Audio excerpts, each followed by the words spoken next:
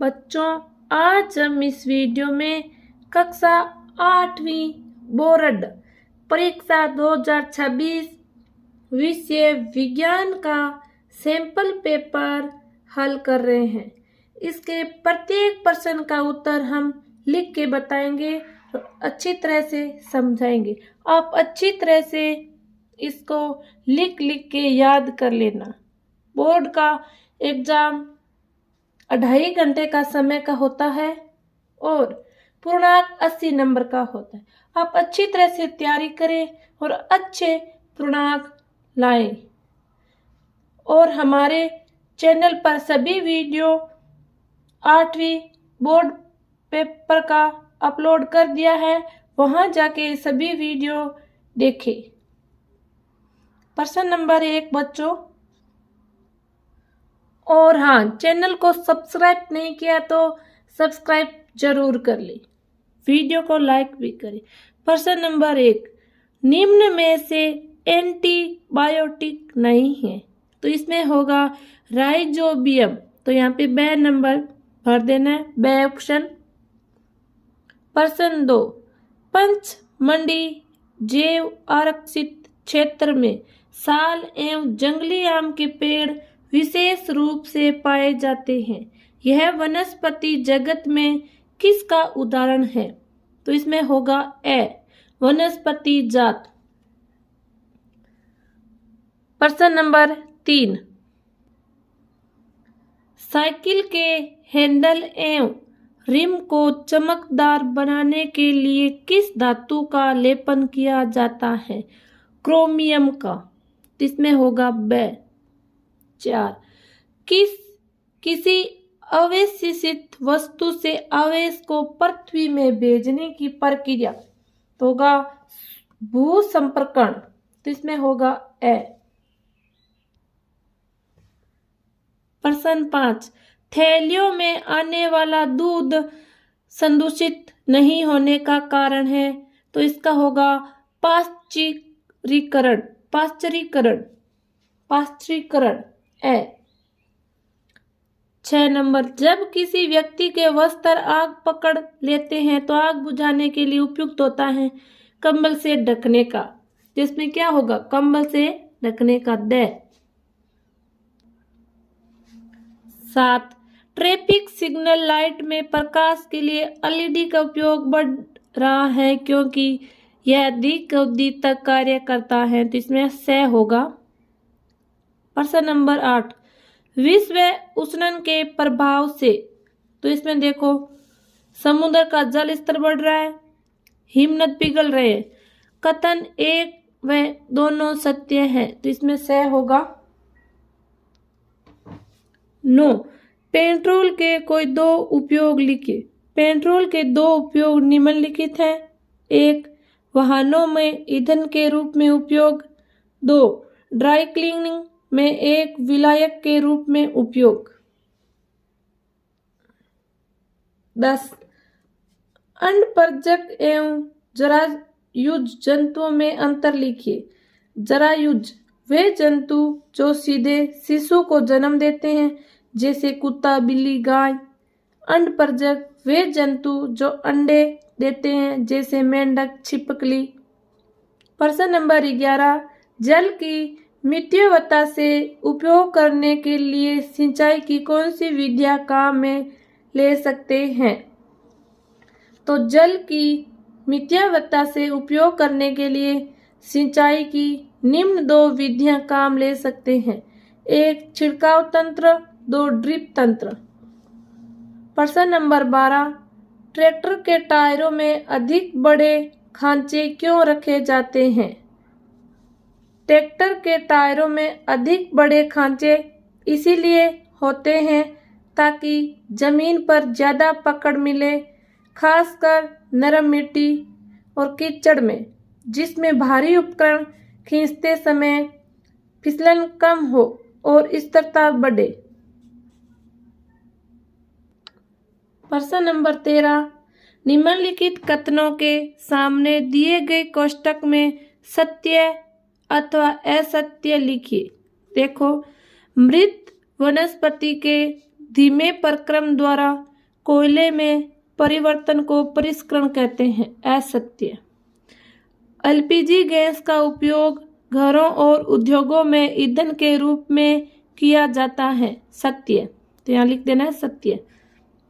Petrol या diesel बचाने के लिए गाड़ी बहुत तेज चलानी चाहिए। असत्य।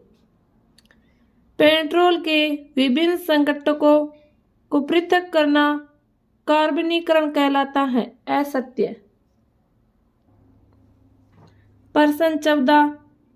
कोष्ठक में दिए गए विकल्पों में से उचित विकल्प का चयन कर रिक्त स्थानों की पूर्ति कीजिए।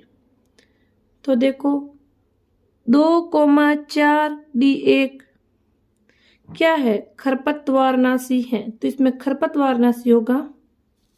यहाँ आपके दिया गया है आंसर, इसको छांट के लिखना है यहाँ पे।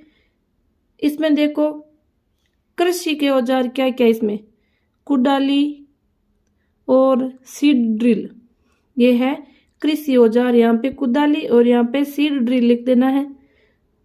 3, खाद की अपेक्षा उर्वरक में जल धारण क्षमता कम होती है, कम लिखना है। मिट्टी में पोषकों की पूर्ति फसल चक्र द्वारा की जाती है। फसल चक्र भर देना है। प्रश्न नंबर 15। वायुमंडल में सल्फर और नाइट्रोजन के ऑक्साइड फसल एवं भवनों के लिए किस प्रकार हानिकारक हैं? तो देखो वायुमंडल में सल्फर और नाइट्रोजन के ऑक्साइड फसल और इमारतों के लिए बहुत हानिकारक हैं, क्योंकि ये अम्ल वर्षा का कारण बनते हैं, जो पौधों की पत्तियों और जड़ों को नुकसान पहुंचाकर फसल उत्पादन घटाते, क्लोरोफिल नष्ट करते हैं। इमारतों जैसे ताजमहल के रंग को धूमिली व क्षति पहुंचाते हैं। 2, मोमबत्ती एवं कोयले के जलने में अंतर स्पष्ट कीजिए। मोमबत्ती लौ के साथ जलती है। पिघला हुआ मोम वाष्प बनकर जलता है। मोमबत्ती का जलना कम हानिकारक है। कोयला बिना लौ के केवल लाल चमक के साथ जलता है। यह वाष्पीकृत नहीं होता है। प्रदूषणकारी गैस व कालिक निकलती है। प्रश्न नंबर 16।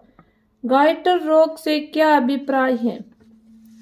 तो गाइटर रोग का मतलब थायराइड ग्रंथि का सूजकर बड़ा हो जाना, इसीलिए ग्रंथ के निचले हिस्से में गांठ या सूजन दिखाई देती है।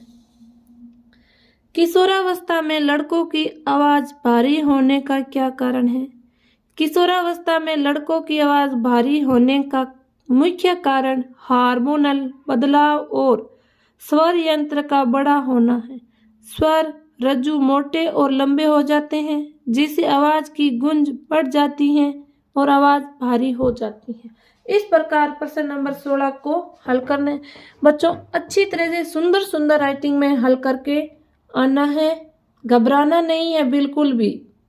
घबराओगे तो आपके प्रश्न छूट जाएंगे। प्रश्न नंबर 17। घर्षण बल एवं गुरुत्वाकर्षण बल में क्या अंतर है? घर्षण बल संपर्क में रखी दो सतहों के बीच गति का विरोध करता है तथा सतहों की प्रकृति और उन पर लगने वाले बल पर निर्भर करता है। गुरुत्वाकर्षण बल द्रव्यमान वाली किन्हीं दो वस्तुओं को एक दूसरे की ओर आकर्षित करता है। यह केवल वस्तुओं के द्रव्यमान और उनके बीच की दूरी पर निर्भर करता है। देखो 17 में 2 नंबर पॉइंट दिया गया है। 2 नंबर वायुमंडलीय दाब को सचित्र समझिए। तो वायुमंडलीय दाब पृथ्वी के वायुमंडल में मौजूद हवा के कणों या अणुओं द्वारा किसी सतह के प्रति इकाई क्षेत्रफल पर लगाया गया बल वायुमंडलीय दाब कहलाता है। यह दाब ऊंचाई के साथ घटता है। यह बैरोमीटर से मापा जाता है। इस प्रकार देखो, ये बर्तन है पारा कोई पानी से भरा हुआ है, ये यहाँ पे नली बनाई हुई है। इस प्रकार प्रश्न नंबर 17 को अच्छी तरह से हल करना है। तो देखो बच्चों, मैं इस वीडियो को 2 भागों में बांट के अपलोड करूंगी क्योंकि ये बहुत बड़ा हो जाएगा, पार्ट नंबर 1 और पार्ट नंबर 2 के रूप में। तो आगे देखो प्रश्न नंबर 18 है, कॉलम 1 एवं कॉलम 2 का मिलान कीजिए। तो देखो कॉलम 1 अम्बिमा, तो इसको द्विखंडन से मिलान करना है। हाइड्रा, ये होता है मुकुलन। मेंढक, कायांतरण। जरायु, शिशु का जन्म। इस प्रकार प्रश्न नंबर 2 18 को कॉलम 1 और कॉलम 2 से मिलान करके लिखना है। ये 4 नंबर का प्रश्न आएगा। बच्चों, वीडियो को ज़्यादा से ज़्यादा शेयर करें, चैनल को सब्सक्राइब करें और पार्ट 2 भी अपलोड कर दिया है, जाके वहाँ पे पार्ट नंबर 2 देखें, विज्ञान का कक्षा 8वीं का, क्योंकि वीडियो बहुत बड़ा हो जाएगा, इसीलिए 2 पार्टों में 2 भागों में बांट के मैंने डाला है। तो अगला पार्ट देखने के लिए चैनल को सब्सक्राइब करें और हमारे चैनल पर जाके देखें। धन्यवाद।